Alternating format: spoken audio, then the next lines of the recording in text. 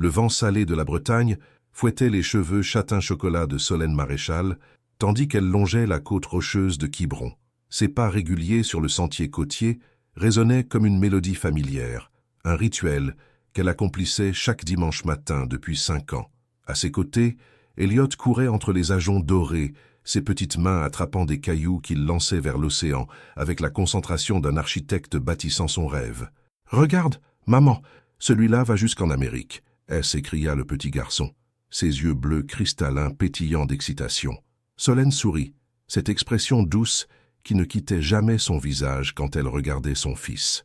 Elliot avait hérité de ces yeux-là, d'un bleu si particulier qui lui rappelait constamment celui qu'elle avait aimé une nuit, il y a 6 ans. Une nuit qui avait changé sa vie à jamais. « Peut-être bien, mon cœur ?» murmura-t-elle en enroulant machinalement une mèche de cheveux autour de son index. Ce geste trahissait toujours sa nervosité, même quand elle croyait être parfaitement sereine. De retour à leur petite maison aux volets bleus, nichée entre les hortensias et les rosiers trémières, Solène prépara le déjeuner dominical. Elliot dessina des dinosaures sur la table en bois ciré pendant qu'elle éminçait des légumes pour la soupe. La cuisine sentait bon la lavande séchée que sa grand-mère avait autrefois cultivée dans ce même jardin. « Maman, pourquoi j'ai pas de papa comme Mathieu ?» La question tomba avec la simplicité brutale de l'enfance. Les mains de Solène se figèrent sur le couteau. Cette question revenait périodiquement, comme les marées. Elle s'accroupit à la hauteur de son fils, cherchant les mots justes. « Tu as un papa, mon ange. Mais parfois, les papas et les mamans ne vivent pas ensemble. Ça ne veut pas dire qu'ils ne t'aiment pas. » Elliot hocha la tête avec cette sagesse précoce qui la bouleversait toujours. Il retourna à ses dessins, ajoutant des couleurs vives à un tyrannosaure qui souriait étrangement. L'après-midi s'écoula paisiblement. Solène corrigea les devoirs de ses élèves de CE1 pendant que Elliot jouait dans le jardin. Par la fenêtre, elle l'observait construire des châteaux de sable avec la terre humide près du puits. Il parlait tout seul, inventant des histoires où les chevaliers sauvaient les princesses, où les dragons étaient gentils et où tous les enfants avaient des parents qui rentrèrent le soir. Le soir venu, après le bain et l'histoire du coucher, Solène s'installa à son secrétaire ancien. Elle sortit une feuille de papier à lettres crème, prit son stylo-plume et commença à écrire, comme elle le faisait depuis 5 ans. « Basile, aujourd'hui, Elliot m'a encore demandé pourquoi il n'avait pas de papa. Je lui ai dit que tu l'aimais, même si tu ne le savais pas. Je me demande si j'ai eu raison de te cacher sa naissance. Je me demande si tu penses encore à cette nuit à Paris, quand la pluie tombait sur les Champs-Élysées et que nous nous sommes retrouvés dans ce petit café près de l'Opéra. Tu portais ce parfum discret qui sentait le bois de cèdre. Tu m'as dit que tu repartais le lendemain pour Londres. Je n'ai jamais osé te dire que... » Elle froissa la lettre et la jeta dans le tiroir avec toutes les autres. Combien y en avait-il maintenant? 50? 100? Tous ces mots qu'elle n'enverrait jamais, toutes ces vérités qu'elle gardait précieusement enfermées. Dehors, la lune argentait les vagues qui venaient te mourir sur la plage. Quelque part à Paris, Basile Duret menait sa vie d'homme d'affaires prospère, ignorant qu'un petit garçon aux yeux identiques aux siens apprenait à lire dans une école de village, rêvait de dinosaures et demandait pourquoi son papa ne venait jamais le chercher. Solène ferma les yeux et laissa le bruit des vagues bercer sa culpabilité. Demain, elle retournerait à l'école, sourirait à ses élèves, corrigerait leurs cahiers et continuerait à protéger le secret qui lui pesait chaque jour davantage. Elle ne savait pas encore que le lendemain, tout allait changer.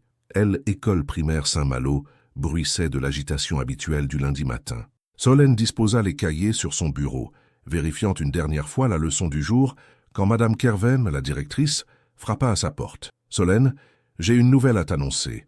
Nous avons un nouveau partenaire pour notre projet éducatif. Une entreprise parisienne va financer notre bibliothèque et nos équipements informatiques. Le dirigeant arrive ce matin pour visiter l'établissement. »« C'est formidable, » répondit Solène en souriant, tout en rangeant machinalement ses crayons. « Comment s'appelle cette entreprise ? » Duret, un associé.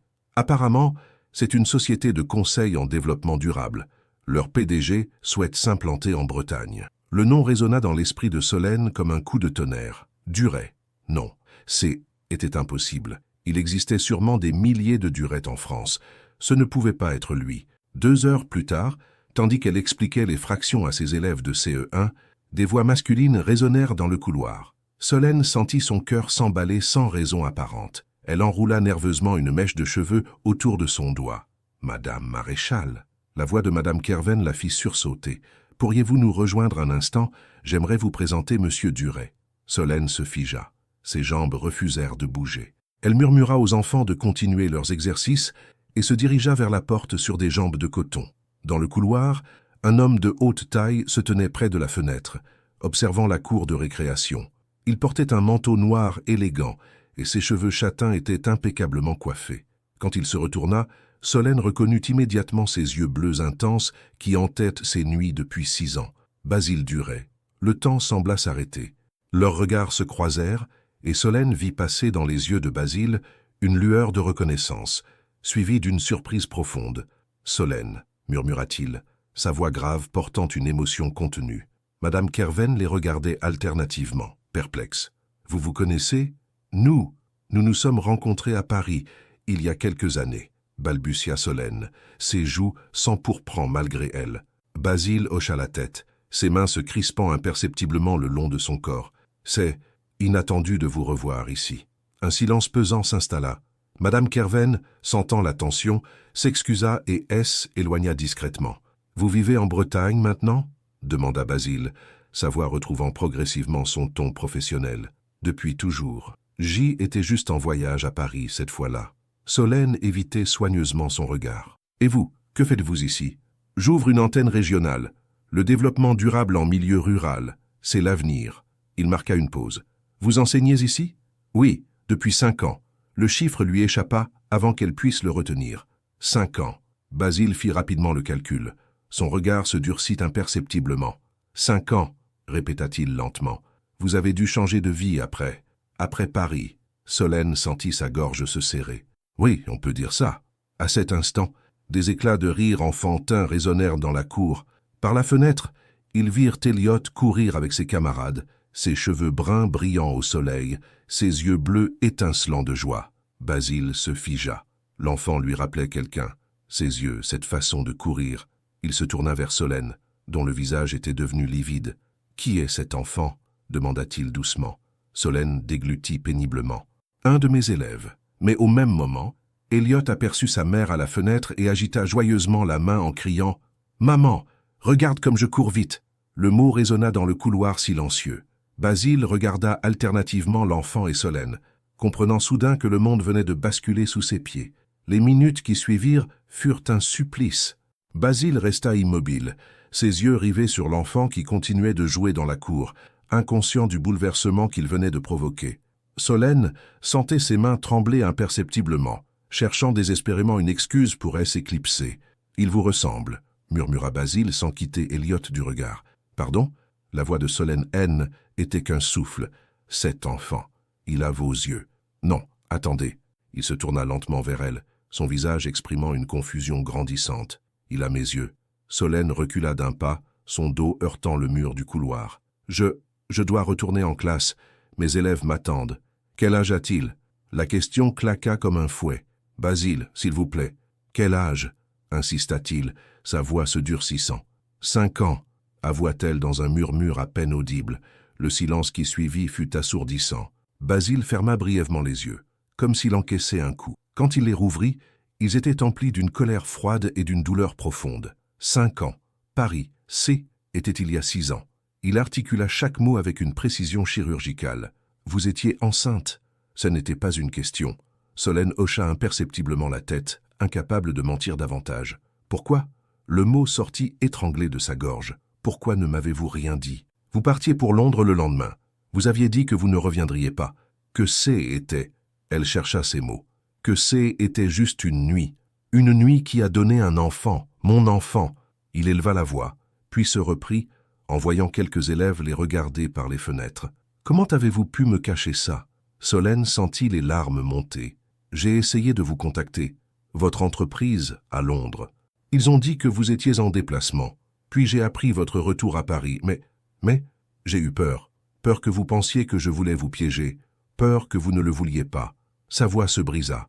Peur de vous imposer quelque chose que vous n'aviez jamais demandé. Basile passa une main dans ses cheveux, décoiffant pour la première fois sa perfection habituelle. Il semblait lutter contre des émotions contradictoires. « Comment s'appelle-t-il »« Elliot Maréchal, il porte votre nom. »« Oui. » À cet instant, la cloche de récréation sonna. Elliot se précipita vers l'entrée avec ses camarades, ses joues roses d'excitation. En passant devant la fenêtre, il aperçut sa mère et l'homme élégant. « Maman !» Il s'arrêta, curieux. « Qui c'est, le monsieur ?» Solène et Basile se figèrent. L'enfant les regardait avec cette innocence désarmante propre à son âge, ses grands yeux bleus, identiques à ceux de son père, pétillants de curiosité. « C'est Monsieur Duret, mon chéri. Il visite l'école. » Elliot s'approcha poliment, tendant sa petite main avec la grâce naturelle qu'il tenait de sa mère. « Bonjour, monsieur. Je m'appelle Elliot. J'ai 5 ans et demi. » Basile regarda cette petite main tendue, son cœur se serrant douloureusement. Lentement, il s'accroupit pour se mettre à la hauteur de l'enfant et saisit délicatement ses doigts minuscules. « Bonjour, Elliot. Tu me rappelles quelqu'un. »« Ah bon? Qui? »« Moi, quand j'y étais petit. » Elliot éclata de rire, ce rire cristallin qui avait le don de réchauffer le cœur de Solène. « C'est rigolo. Maman dit toujours que je ressemble à mon papa, mais je l'ai jamais vu. » Le regard de Basile croisa celui de Solène par-dessus la tête de l'enfant. Dans ses yeux, elle lut une détermination nouvelle, mêlée à une tendresse naissante et à une colère toujours présente. « Peut-être que tu le verras bientôt, » murmura-t-il. Elliot applaudit, ravi. « Vraiment? Ce serait formidable. » Puis il repartit en courant rejoindre ses camarades, laissant derrière lui 2 adultes face à un avenir qu'il n'avait jamais imaginé. Ce soir-là, Solène n'arriva pas à dormir. Elle tournait dans son lit, ressassant chaque mot échangé avec Basile, chaque expression qui avait traversé son visage quand il avait compris la vérité. À 3 heures du matin, elle abandonna et descendit à la cuisine préparer une tisane. Par la fenêtre, elle apercevait les lumières du petit hôtel du port où Basile avait pris une chambre. Lui non plus ne dormait probablement pas. Le lendemain matin, Elliot babillait joyeusement pendant le petit déjeuner, racontant ses rêves peuplés de dinosaures et de chevaliers. Il ne remarqua pas les cernes de sa mère, ni ses gestes plus lents que d'habitude. « Maman, le monsieur d'hier, il était gentil. Il avait les mêmes yeux que moi. Tu as vu ?» Solène faillit étouffer avec son café. « Oui, mon cœur, c'est une coïncidence. »« C'est quoi, une coïncidence ?» Qu'est-ce quand quelque chose arrive par hasard? Elliot réfléchit sérieusement, mâchonnant sa tartine de confiture de fraises. « Moi, je crois pas au hasard. Maîtresse dit que tout arrive pour une raison. » Cette sagesse enfantine bouleversa Solène. Son fils avait-il raison? Basile était-il arrivé dans leur vie au bon moment ou au pire moment possible? À l'école, la journée passa dans un brouillard. Solène enseignait machinalement, souriant aux enfants tout en guettant le moindre bruit dans le couloir. Vers 15 heures, Madame Kerven frappa à sa porte. « Solène, Monsieur Duret souhaite vous parler. Il vous attend dans mon bureau. » Le cœur de Solène fit un bond. Elle confia sa classe à une collègue et se dirigea vers le bureau directorial, ses jambes flageolantes. Basile l'attendait, debout près de la fenêtre, les mains croisées dans le dos. Il portait un costume gris anthracite, impeccablement coupé, mais ses cheveux étaient légèrement ébouriffés, trahissant une nuit agitée. « Bonjour, Solène ?» Sa voix était posée, mais elle y décela une tension sous-jacente. « Bonjour ?» Ils se jaugèrent un instant en silence. Madame Kervenès éclipsa discrètement, sentant que cette conversation nécessitait de l'intimité. « J'ai réfléchi toute la nuit, » commença Basile. « À nous, à lui, à ces 5 années perdues. » Solène serra les poings, se préparant à l'orage. « Je ne comprends toujours pas votre silence, mais je veux comprendre, je veux connaître mon fils. » Basile. « Non, laissez-moi finir. » Il se tourna vers elle, ses yeux bleus brillant d'une détermination farouche. « Je ne sais pas comment être père. Je n'ai jamais voulu d'enfant. Mon propre père était absent, froid. Je me suis juré de ne jamais reproduire ce schéma. » Sa voix se brisa légèrement. « Mais quand j'ai vu Elliot hier, quand il m'a tendu sa petite main, quelque chose s'est réveillé en moi. Quelque chose que je croyais mort. » Solène sentit ses défenses s'effriter. « Il ne sait rien, Basile. Pour lui, son père est une absence qu'il accepte parce que je lui ai dit que vous l'aimiez de loin. Et maintenant, je ne sais plus. J'ai peur qu'il souffre. J'ai peur que vous repartiez quand vous réaliserez ce que représente être parent. J'ai peur... » Elle marqua une pause. « J'ai peur de revivre ce que j'ai ressenti quand vous êtes parti la première fois. » Basile la regarda intensément. « Qu'avez-vous ressenti? » Comme si une partie de moi disparaissait. L'aveu lui échappa malgré elle. Cette nuit à Paris, ce n'était pas juste une nuit pour moi. Un silence lourd s'installa. Basile s'approcha lentement, s'arrêtant à 1 mètre d'elle. « Pour moi non plus, avoua-t-il dans un souffle. Je suis parti parce que j'avais peur. Peur de ce que je ressentais pour vous. Peur de m'attacher. Et maintenant? Maintenant, je veux rattraper le temps perdu. Avec lui. Il marqua une pause. Avec vous, si vous me laissez une chance.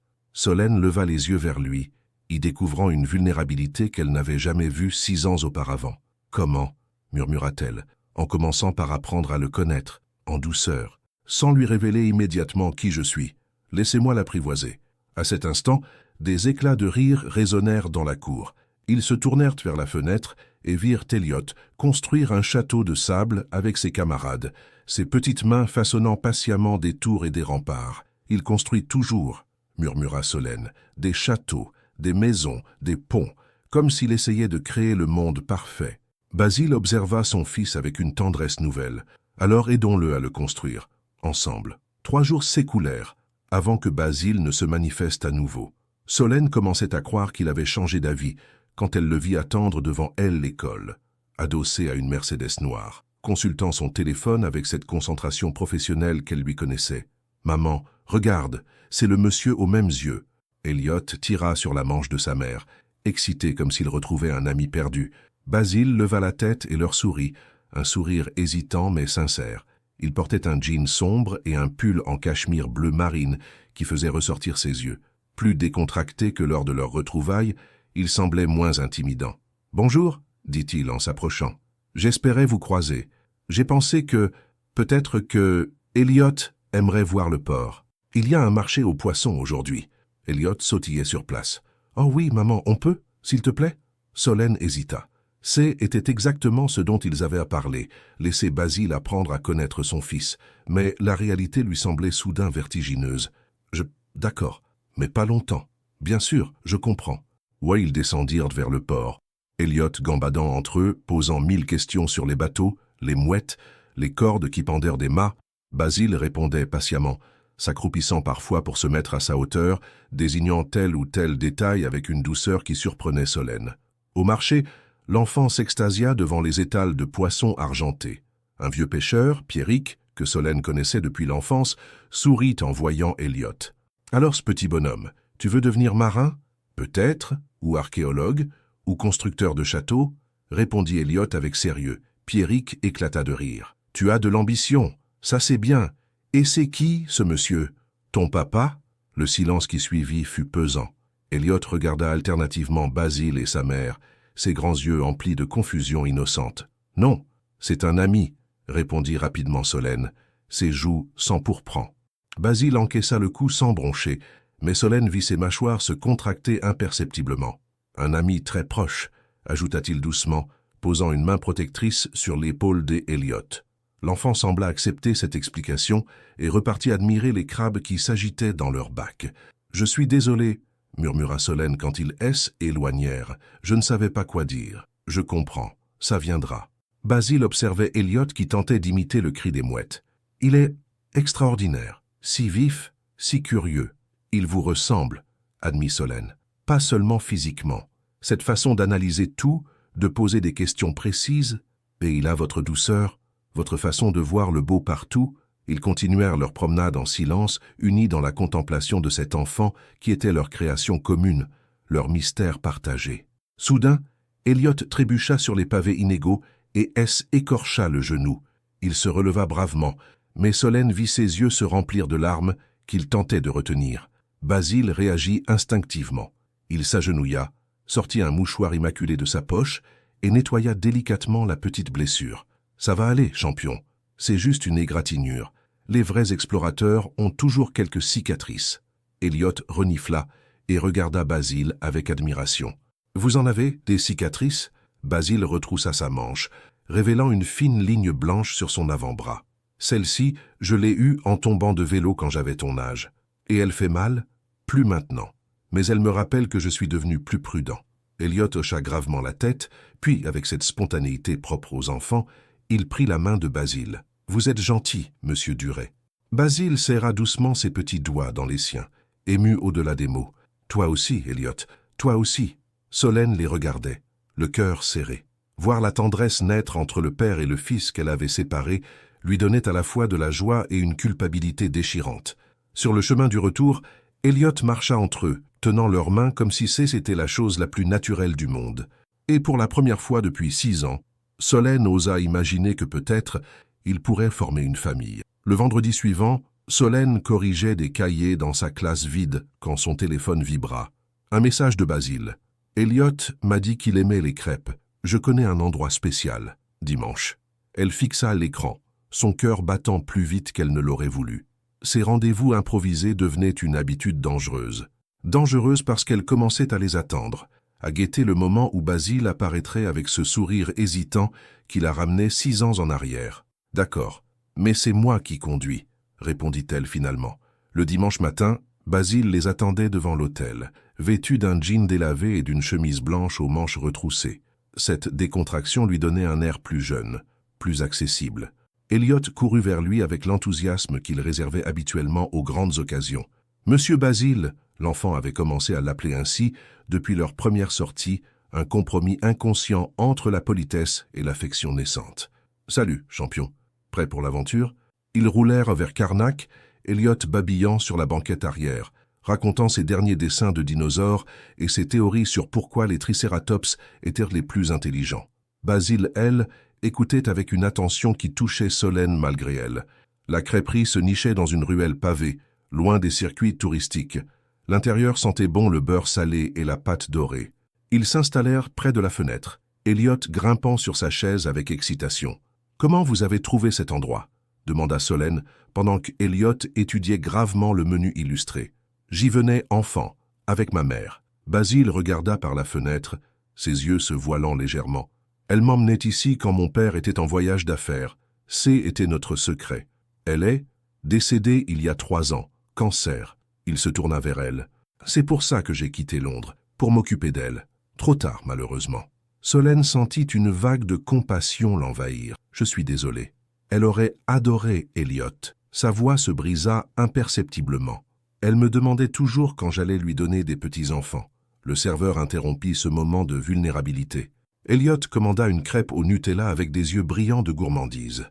Solène opta pour une galette complète, et Basile choisit la même chose que son fils. « Moi aussi, je veux du Nutella », déclara-t-il avec un sourire espiègle qui le rajeunit de 10 ans. Elliot éclata de rire. « C'est pour les enfants, ça.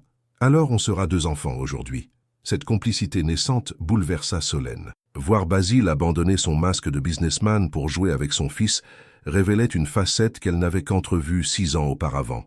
Pendant le repas, Elliot se lança dans une explication détaillée de son projet pour elle école. Construire une maquette de château fort. Il me faut de la colle spéciale et du carton très solide et des petits soldats, énuméra-t-il sérieusement. Je pourrais t'aider, proposa Basile. J'y étais plutôt doué en construction dans le temps. Vraiment? Vous savez faire des tours qui tombent pas? Promis, des tours indestructibles. Solène les observait, partagés entre bonheur et angoisse. Cette facilité entre eux était magnifique et terrifiante à la fois. Que se passerait-il quand Elliot apprendrait la vérité? Et si Basile se lassait de jouer au père du dimanche? Sur le chemin du retour, Elliot s'endormit dans son siège auto, épuisé par l'excitation et le grand air. Dans le silence de la voiture, Solène et Basile se retrouvèrent face à leur non-dit. « Il faut qu'on parle », murmura Basile. « De nous, de ce qu'on fait, pas maintenant. Il pourrait nous entendre. Ce soir alors, après qu'il soit couché. » Solène sentit son estomac se nouer. « Basile, s'il vous plaît, on ne peut pas continuer comme ça, à faire semblant que nous ne sommes que des connaissances qui se croisent par hasard. » Ils arrivèrent devant la maison de Solène, la petite demeure aux volets bleus semblant plus fragile que jamais face au bouleversement qui l'attendait. Elliot se réveilla en sursaut, désorienté. « On est déjà arrivé ?» Il bâilla, frottant ses yeux ensommeillés. « Monsieur Basile, vous venez voir ma chambre ?» Le regard que Basile lança à Solène était suppliant. Elle hocha imperceptiblement la tête. « Juste 5 minutes, mon cœur. Et après, sieste obligatoire. » En montant l'escalier de bois qui grinçait, Solène réalisa qu'elle venait de franchir une ligne invisible. Basile, dans sa maison, dans l'univers intime qu'elle avait construit avec leur fils, changeait tout. Il n'y aurait plus de retour en arrière possible. La chambre des Elliot était un condensé de son univers. Des dessins de dinosaures punaisés au mur, une collection de cailloux soigneusement alignés sur l'étagère et un lit défait où trônait un ours en peluche usé qu'il appelait « Capitaine Courage ». Basile resta immobile sur le seuil, comme s'il pénétrait dans un sanctuaire. C'est là que je dors, annonça fièrement Elliot, en sautant sur son lit. Et ça, c'est Capitaine Courage. Il me protège la nuit. Basile s'approcha, remarquant un dessin particulier sur la table de chevet. 3 bonshommes bâtons, une femme aux cheveux longs, un petit garçon au milieu et un homme plus grand avec des yeux bleus exagérément grands. « Qui est-ce » demanda-t-il, la gorge serrée. « C'est maman, moi et mon papa que j'ai jamais vu. » Elliot expliqua avec cette simplicité déchirante de l'enfance. « Maman dit qu'il a les mêmes yeux que moi, alors je les dessine toujours très bleus. » Solène, qui était restée dans l'encadrement de la porte, sentit ses yeux s'embuer. Basile fixait le dessin, ses mains tremblant imperceptiblement. « Il est très bien dessiné, » murmura-t-il. « Un jour, je le rencontrerai pour de vrai, » déclara Elliot avec conviction, « et on construira des châteaux ensemble, comme vous et moi. » Après qu'Elliot se soit endormi pour sa sieste, Solène redescendit au salon. Basile était resté près de la fenêtre, contemplant le jardin où des rosiers commençaient à bourgeonner malgré la fraîcheur d'avril. « Il dessine son père, » dit-il sans se retourner. « Il rêve de moi sans même savoir que c'est moi. Basile, vous vous rendez compte de ce que vous m'avez volé ?» Il se tourna vers elle, ses yeux brillants d'une douleur contenue. Ses premiers mots, ses premiers pas, ses premières questions. 5 ans de sa vie, 5 ans de la mienne. Solène s'assit sur le canapé, ses mains jointes pour les empêcher de trembler. « Je sais, mais j'avais peur. » « Peur de quoi? Que je sois un mauvais père? Que je l'abandonne? Peur que vous ne soyez pas prêt? Que vous me voyiez comme une aventure d'un soir qui avait mal tourné ?» Elle leva les yeux vers lui. « Vous n'aviez jamais parlé d'enfant cette nuit-là. Vous étiez si distant parfois, si concentré sur votre carrière. » Basile s'assit dans le fauteuil en face d'elle, ses coudes sur les genoux. « J'y étais terrifié, parce que je ressentais pour vous. Mon père m'avait appris qu'aimer rendait vulnérable, qu'il fallait toujours garder le contrôle. Et maintenant, je regarde ce petit garçon qui me ressemble, qui rit comme moi quand J était enfant, qui dessine son père imaginaire. » Sa voix se brisa, et je réalise que j'ai déjà perdu tant de temps. Le silence s'installa, lourd de regrets et de possibilités. Dehors, les mouettes criaient, portées par le vent du large. « Qu'est-ce qu'on fait maintenant » murmura Solène. On lui dit la vérité. « Il n'a que 5 ans, Basile. Justement, plus on attend, plus ce sera difficile. » Il se pencha vers elle. « Je veux être son père, Solène, vraiment. Pas juste un ami qui passe le dimanche. » « Et nous ?» La question lui échappa malgré elle. Basile la regarda intensément. « Qu'est-ce que vous voulez qu'il y ait entre nous ?»« Je ne sais pas. » Elle enroula nerveusement une mèche de cheveux autour de son doigt. « Cette nuit à Paris m'a hanté pendant 6 ans. » Il se leva et s'approcha d'elle. « Chaque femme que j'ai rencontrée depuis, je la comparais à vous, à votre rire, à la façon dont vous regardiez la pluie tomber sur les Champs-Élysées, comme si C.E. était la première fois. » Solène sentit son cœur s'emballer. « Moi aussi, À cet instant, la sonnette retentit. Ils se figèrent, l'intimité du moment brisée. Solène alla ouvrir, surprise de découvrir Madame Kerven sur le pas de sa porte, accompagnée d'une femme élégante aux cheveux blonds platine qu'elle ne connaissait pas. « Bonjour Solène, je vous présente Céline Dubois, journaliste à Ouest France. Elle écrit un article sur les entreprises parisiennes qui s'implantent en Bretagne et souhaiterait rencontrer Monsieur Duret. » Solène sentit le sang se retirer de son visage. Par-dessus l'épaule de la directrice, Céline Dubois scrutait l'intérieur de la maison avec la curiosité professionnelle d'une journaliste qui flaire une histoire. « Il n'est pas... » commença Solène. « Si, je suis là. » Basile apparut derrière elle, recomposant instantanément son masque professionnel. « Mademoiselle Dubois, je suppose. »« Monsieur Duret, quelle chance de vous trouver ici !» Le regard de la journaliste allait de Basile à Solène avec un intérêt évident. « Vous êtes proche de Madame Maréchal ?»« Nous collaborons sur le projet éducatif de L École, » répondit Basile prudemment. Mais Céline Dubois avait l'œil exercé. Elle nota la proximité entre eux, l'intimité de la scène domestique, et surtout, elle aperçut par la porte entr'ouverte de la cuisine les dessins des Elliot collés sur le réfrigérateur. « Et vous avez un fils, Madame Maréchal? Quel âge a-t-il » Le piège se refermait. Solène échangea un regard affolé avec Basile. « 5 ans, » répondit-elle dans un souffle. Céline Dubois sourit, cette expression prédatrice que Solène reconnut immédiatement. Cette femme venait de flairer quelque chose qui dépassait largement un simple article économique. Et leur secret, si précieusement gardé pendant 5 ans, venait peut-être de commencer à s'effriter. L'interview se déroula dans le salon de Solène, transformé en terrain miné où chaque mot pouvait exploser. Céline Dubois avait sorti son carnet et son enregistreur, ses yeux perçants, ne perdant aucun détail de l'interaction entre Basile et Solène. « Donc, monsieur Duret, qu'est-ce qui vous a poussé à choisir cette région pour votre expansion ?» demanda-t-elle en croisant ses jambes élégamment gainées. « La Bretagne représente un potentiel énorme en matière de développement durable. Les énergies renouvelables, l'agriculture biologique. » Basile répondait machinalement, mais Solène voyait bien que son attention était ailleurs, guettant le moindre bruit venant de l'étage où dormait Elliot. « Et votre collaboration avec l'école? C'est inhabituel pour une entreprise de votre envergure de s'impliquer si personnellement dans un établissement local. » Madame Kerven, inconsciente du danger, répondit avec enthousiasme « Oh, Monsieur Duret a été formidable. Il s'intéresse vraiment aux enfants. D'ailleurs, il a développé une relation particulière avec le fils de Solène. N'est-ce pas touchant ?» Solène sentit son cœur s'arrêter. Céline Dubois leva immédiatement les yeux de ses notes, son instinct journalistique en alerte. « Vraiment? Et comment s'appelle votre fils, Madame Maréchal ?»« Elliot, » murmura Solène, comprenant qu'elle n'avait pas le choix. Joli prénom. Et son père? Le silence qui suivit fut assourdissant. Basile et Solène se regardèrent, pris au piège. « Il n'est pas dans sa vie, » finit par répondre Solène. « Comme c'est triste. » Céline fit mine de compatir, mais ses yeux brillaient de curiosité. Depuis longtemps, à cet instant, des pas résonnèrent dans l'escalier. Elliot descendait, réveillé par les voix inconnues, ses cheveux ébouriffés et ses yeux encore ensommeillés. Il apparut en haut des marches, tenant Capitaine Courage contre lui. « Maman? Qui c'est? Les gens. » Céline Dubois se tourna vers l'enfant et eut un hoquet de surprise. Même un observateur non averti aurait remarqué la ressemblance frappante entre Elliot et Basile, les mêmes yeux bleus cristallins, la même forme de visage, la même façon de pencher légèrement la tête quand il réfléchissait. « Mon Dieu !» murmura-t-elle. « Mais il vous ressemble énormément, monsieur Duret. » Madame Kerven fronça les sourcils, regardant alternativement Basile et Elliot comme si elle les voyait pour la première fois. La vérité commençait à faire son chemin dans son esprit. Elliot, lui, descendit tranquillement et se dirigea naturellement vers Basile. « Monsieur Basile, vous êtes encore là.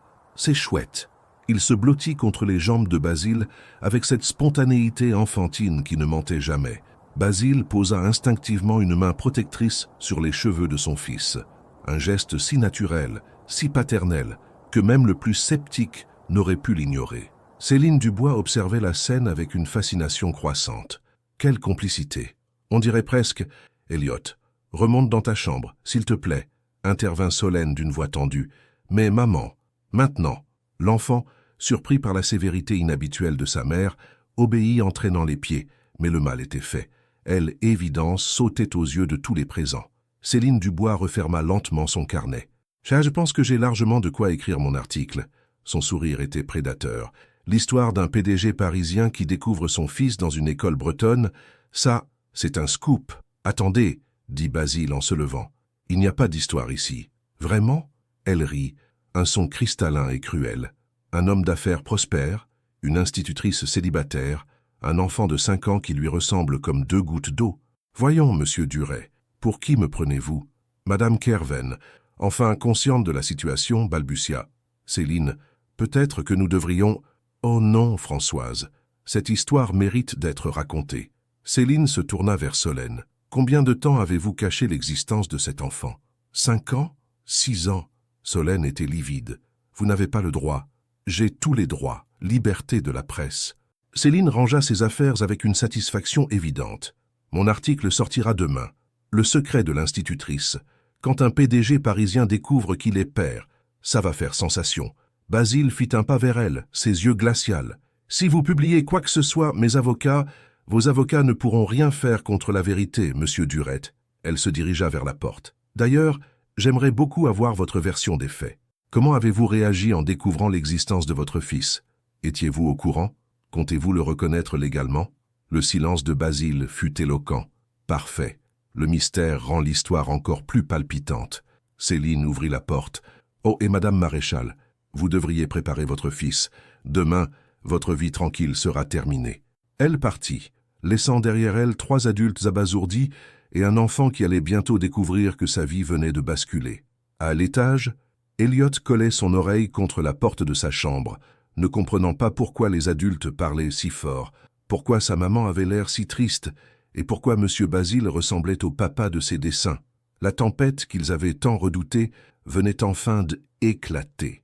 La nuit fut la plus longue de la vie de Solène. Après le départ de Madame Kerven, elle et Basile restèrent dans le salon face à l'ampleur du désastre qui les attendait. Elliot, sentant la tension, était redescendu plusieurs fois, inventant 1000 prétextes pour rester près d'eux. « J'ai soif, maman.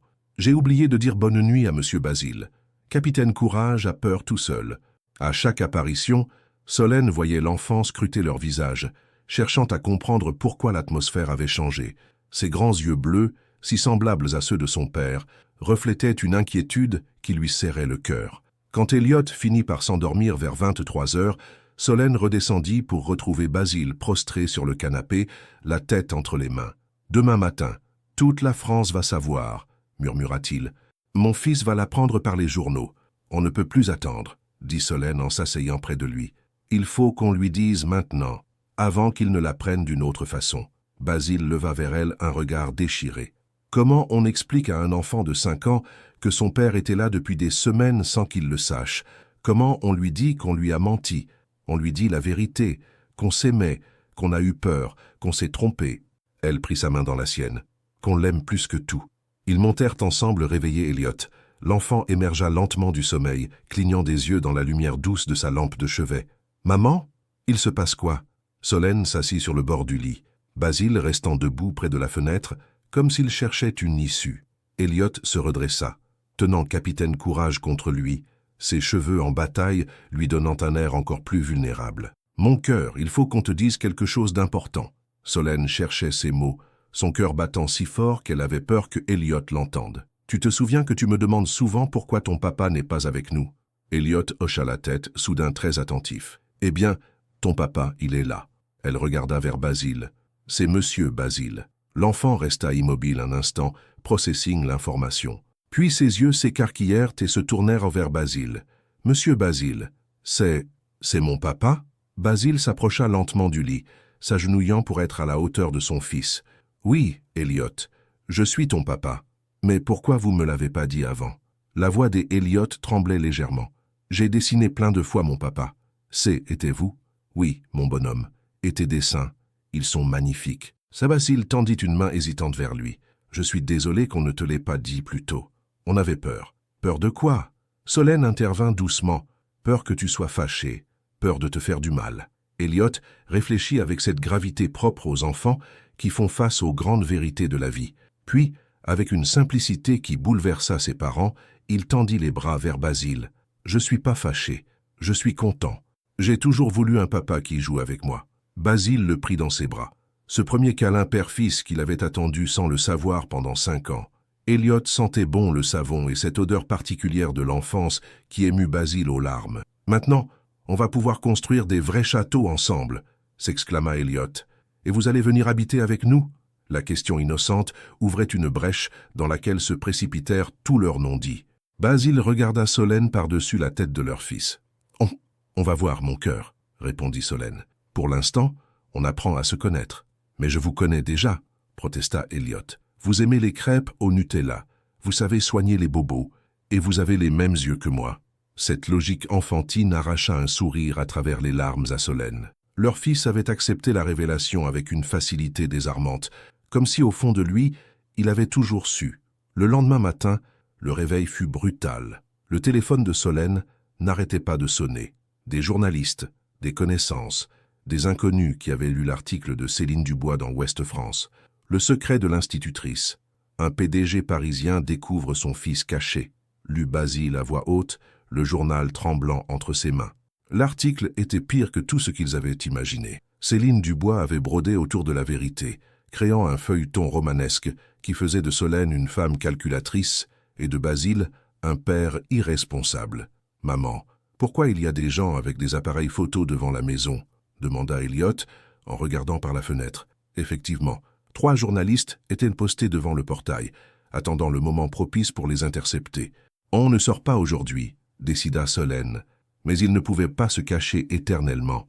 Leur vie tranquille appartenait désormais au passé, et ils allèrent devoir affronter ensemble les conséquences de leur secret révélé.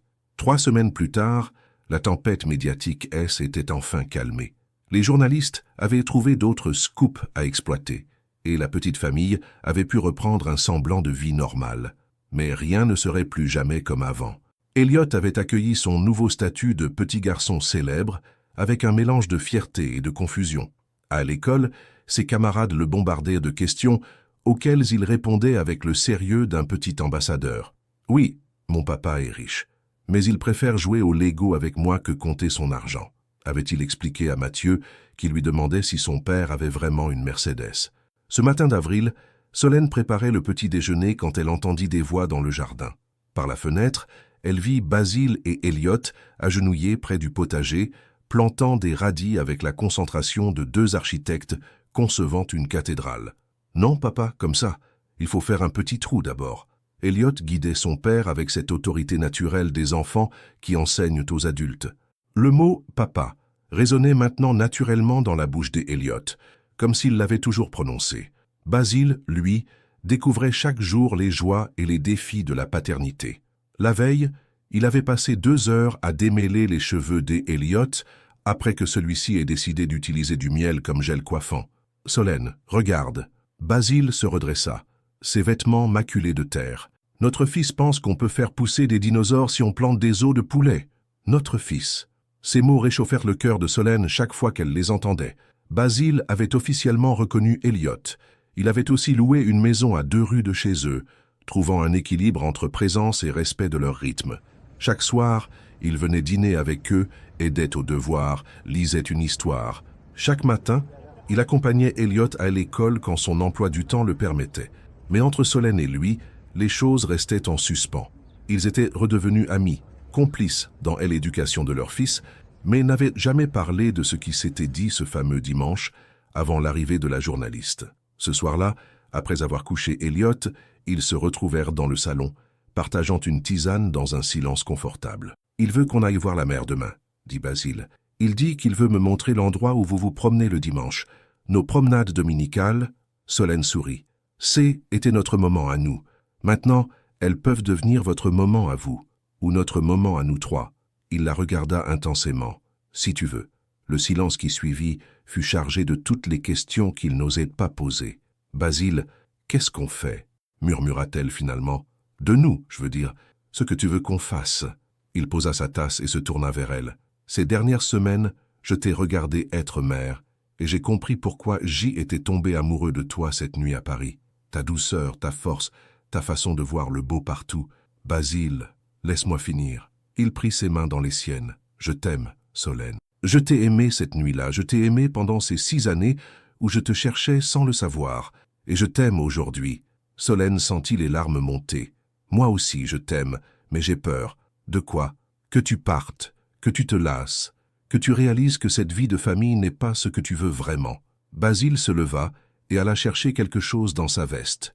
Il revint avec une petite boîte en velours bleu qu'il posa délicatement sur la table basse. « Je l'ai achetée il y a 2 semaines, pas pour te forcer à quoi que ce soit, mais pour te montrer mes intentions. » Il ouvrit la boîte, révélant une bague solitaire d'une simplicité élégante. « Je veux qu'on soit une famille, Solène. Vraiment. Épouse-moi. » Solène resta sans voix, contemplant l'anneau qui scintillait dans la lumière douce du salon. « Et si on se trompe ?» chuchota-t-elle. « Alors on se trompera ensemble. » Il prit la bague et s'agenouilla devant elle. « Solène Maréchal, veux-tu devenir ma femme et faire de moi l'homme le plus heureux de Bretagne ?» À l'étage, Elliot entr'ouvrit sa porte et descendit discrètement quelques marches. Ce qu'il vit le fit sourire de toutes ses dents. Sa maman qui pleurait en disant « oui », son papa qui glissait la bague à son doigt, et tous les deux qui s'embrassaient comme dans les films. « Chut, capitaine, courage !» murmura-t-il à son ours en peluche. « Ils savent pas qu'on regarde, mais je crois qu'on va être une vraie famille maintenant. » 2 mois plus tard, ils se marièrent dans la petite église de Quiberon, avec Elliot comme témoin d'honneur, fier comme un paon dans son costume miniature. Et quand le maire demanda à Basile s'il prenait Solène pour épouse, Elliot cria « oui », si fort que toute l'assistance éclata de rire. Leur histoire d'amour avait commencé par un secret. Elle continuait par une promesse. « Fime et vous, qu'auriez-vous fait à la place de Solène ?» Auriez-vous caché votre grossesse à l'homme que vous avez aimé le temps d'une nuit et qui est parti le lendemain, ou auriez-vous tout risqué pour dire la vérité même en sachant qu'il pourrait vous rejeter? Basile avait-il le droit de savoir depuis le début, ou Solène avait-elle raison de protéger son fils d'une possible déception? Cette histoire nous fait réfléchir. Parfois l'amour et la peur marchent ensemble, et les décisions que nous prenons pour protéger ceux que nous aimons peuvent finir par faire encore plus de mal. Combien de Basile et des Elliot existent-ils, séparés par des secrets nés de la peur d'aimer? Votre participation à la chaîne est très importante. S'il vous plaît, laissez votre opinion dans les commentaires. Merci d'avoir regardé. Vos réactions sont très importantes pour notre travail. Laissez-nous un commentaire pour nous dire ce que vous pensez et d'où vous regardez. N'oubliez pas de vous abonner à la chaîne et d'activer les notifications pour ne rien manquer. Votre participation est très importante pour la poursuite de notre travail, alors partagez-la avec ceux qui aimeront cette histoire.